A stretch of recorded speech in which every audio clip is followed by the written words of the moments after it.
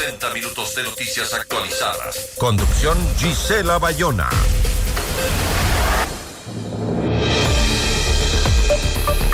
El conflicto armado interno, la crisis energética y una escalada de violencia han sido parte de los hechos que han marcado el primer año de gestión del gobierno de Daniel Noboa.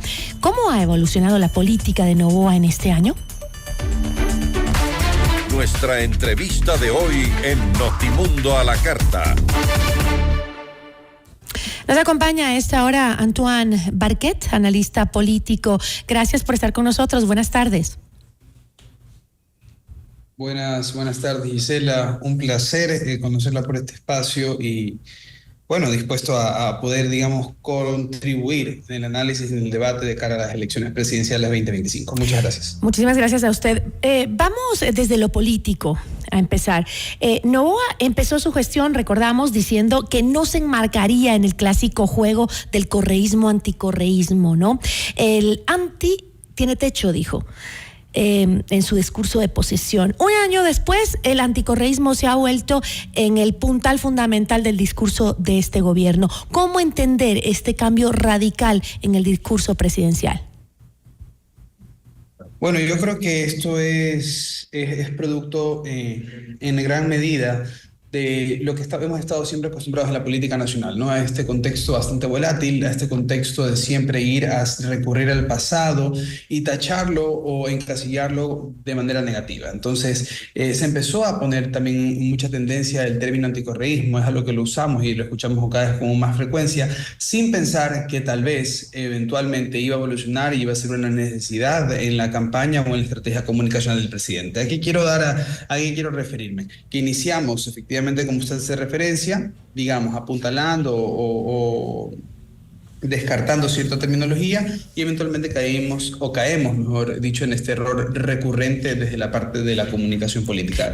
Considero que ha sido uno de los llamados y de las cuestiones que más se tienen que rever desde la estrategia de cara a las próximas elecciones. Pero ¿por qué para los mandatarios que no pertenecen al correísmo se les ha vuelto imposible separarse de ese discurso anticorreísta?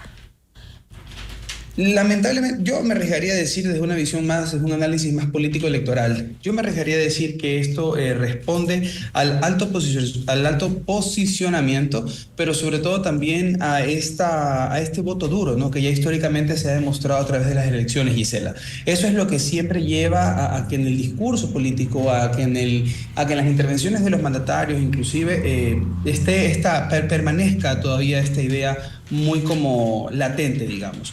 No es algo que los candidatos presidenciales toquen, pero sí, una vez que llegan al poder, se vuelve base o parte de la narrativa. Ahora, ¿cómo se ha visto esto traducido en su gestión de colegislador en la Asamblea? Esto porque pasamos de ver a un presidente que felicitaba a la Asamblea por aprobar sus proyectos por unanimidad, digamos, y luego a un presidente que ha regresado a ese discurso de un legislativo que interfiere con sus funciones. Bueno, como en toda relación, mantengámoslo, digamos, en este espectro bastante amplio, existe una dinámica y una intención de empezar las cosas o sus interacciones de la mejor manera. Eso es lo que por naturaleza debería pasar. Entonces yo me arriesgaría a decir, y mi análisis iría orientado a que hubo una voluntad inicial, inclusive con los actores que lideraban estos espacios, a llegar a ciertos acuerdos, que se hizo ciertos análisis de pesos y contrapesos que querían o tenían la voluntad de llevar una gestión sólida desde ambos frentes. Imagen o relación que efectivamente, y como siempre puede pasar en un contexto tan volátil como el ecuatoriano, se fue desgastando. Entonces pasamos de esta época como de romanticismo, por decirlo así, en la que existía una excelente dinámica de interacción entre estos dos poderes, a lidiar con lo que vemos hoy por hoy. Ahora, si hay que hacer un análisis comparado al último periodo electoral, sí vimos pues una suerte de apertura, digamos, o de diligencia hacia los problemas que apremian al Ecuador de parte de la Asamblea Nacional. Ahora, ¿no considera que tal vez los pactos iniciales con el correísmo le pasaron una factura política al presidente? Bueno, hay un tema de acuerdos, ¿no? Hay un tema de acuerdos, efectivamente, que tal vez en estos procesos de negociación o de acercamientos, de lobbying, para llevarlo a un término más amigable, Posiblemente no pudieran haberse logrado o ciertas estructuras o ciertos acuerdos o ciertas autoridades, dignidades, tal vez no llegaron a un buen puerto, lo que termina debilitando aún más el acompañamiento o el aporte o soporte que podría brindar la Asamblea Nacional. Pero el Ejecutivo se ha quedado solo en un año sin aliados para sus proyectos. Creo que nunca el Ejecutivo se queda solo, honestamente. Tal vez esa es la lectura que se puede dar y eso podría ser la impresión que podríamos estar viviendo en este momento, pero el tema de la cogobernabilidad, como se la conoce, yo creo que se mantiene latente y que pues esto va siempre a responder a los intereses de los...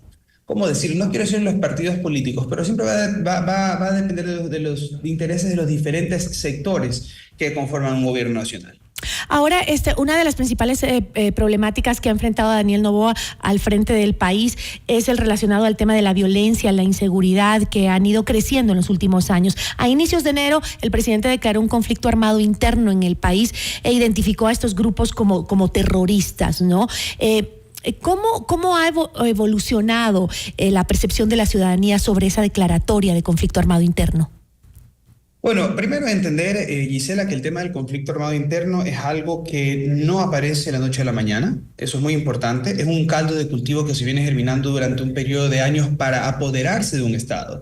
Eso es algo que yo creo que a veces la ciudadanía no lo logra percibir y asimismo también entender que estos grandes aparatajes, estas grandes estructuras de grupos de delincuencia organizada, grupos terroristas, como queramos llamarle, realmente tienen en ocasiones, vuelvo y repito, una estructura bastante similar, inclusive mejor, con temas de cooperación internacional, frentes, diferentes instancias de seguridad, de contrainteligencia. Entonces eso me parece más importante.